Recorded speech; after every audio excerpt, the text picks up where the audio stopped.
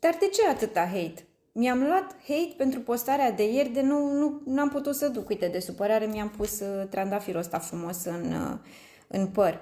Mi-ați băgat în frigider, așa cum spunea cineva, cred că aveai nevoie de mâncare în frigider. Da, cu siguranță ăsta era scopul meu, să am alimente pentru următoarea perioadă. Ceea ce nu ați înțeles voi este întrebarea pe care am adresat-o.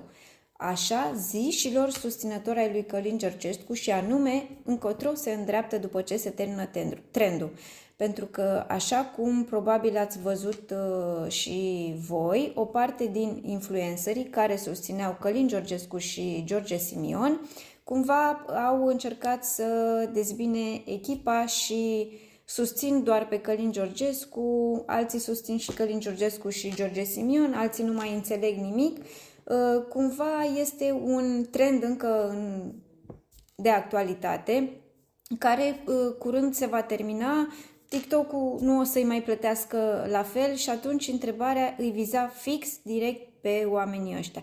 Dar din mesajele astea multe pe care le-am primit, eu înțeleg că majoritatea dintre voi, cei care mi-ați scris în comentarii, sunteți niște susținători falși.